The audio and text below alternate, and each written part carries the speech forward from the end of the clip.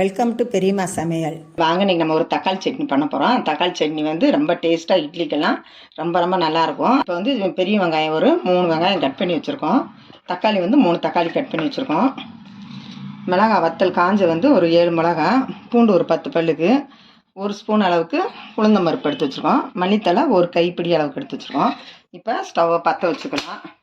தக்காளி சட்னி அந்த கொத்தமல்லி தலை போட்டு செய்யும்போது நல்லாயிருக்கும், டேஸ்ட்டாக இருக்கும். இப்போ வந்து எண்ணெயை ஊற்றிக்கலாம். கம்மியாக ஊற்றினா போதும், வதங்குறதுக்கு தான். சட்டி காஞ்சு, இப்போ எண்ணெய் காஞ்சிருச்சு. இப்போ நம்ம மூணையுமே சேர்த்துக்கலாம்.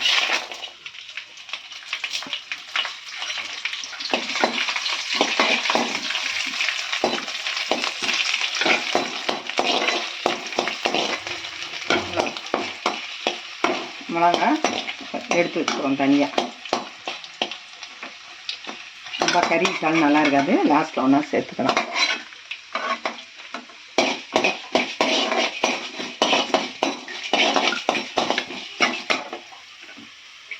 இப்போ வெங்காயத்தை சேர்த்துக்கலாம்.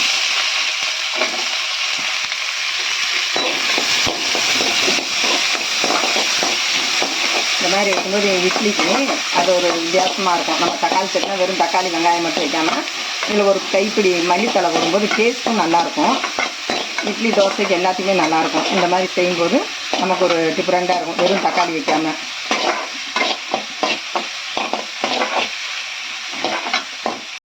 கொஞ்சம் இன்னும் வதக்கிக்கலாம். ரொம்பலாம் சவக்கலாம் வெங்காயம் தக்காளி வதக்கிறதுக்கு. இப்போ இந்த அளவுக்கு போதும். இப்போ தக்காளி சேர்த்துக்கலாம். அதில் கொஞ்சம் கல் உப்பு சேர்த்துக்குவோம். சட்னி தேவையான அளவுக்கு உப்பு போட்டுக்கலாம்.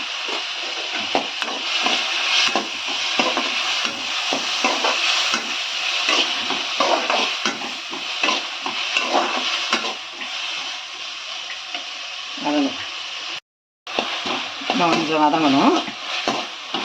நல்லா தக்காளி நல்லா வதங்கின பிறகு நம்ம மல்லித்தலை சேர்த்துக்கலாம்.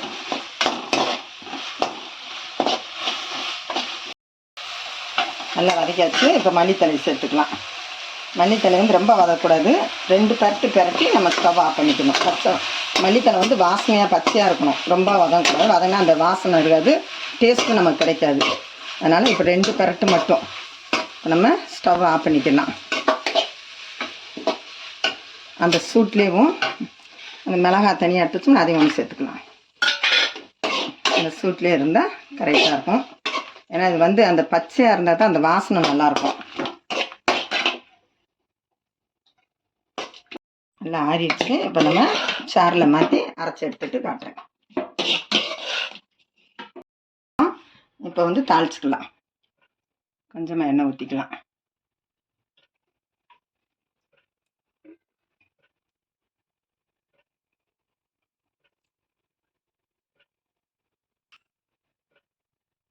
இப்போ கடுகு சேர்த்துக்கலாம்.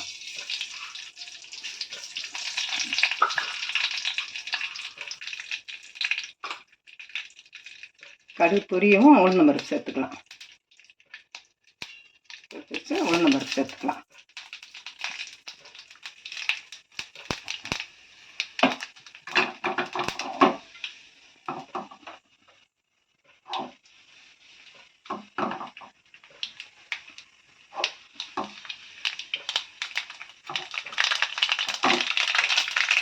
ஸ்டவ் ஆஃப் பண்ணிட்டு கருவேப்பிலை சேர்த்துக்கணும்.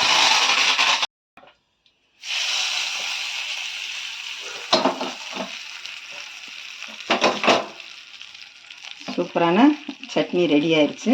வெங்காயம் தக்காளி கூட ஒரு கைப்பிடி கொத்தமல்லி தலை போட்டுருக்கோம். அதனால் சட்னி ரொம்ப டேஸ்ட்டாக இருக்கும், வித்தியாசமாக இருக்கும். இதே மாதிரி நீங்கள் வீட்டில் ட்ரை பண்ணி பாருங்கள். இந்த வீடியோவுக்கு ஒரு லைக் போட்டுருங்க. பெரியம்மா சமையலுக்கு ஒரு சப்ஸ்கிரைப்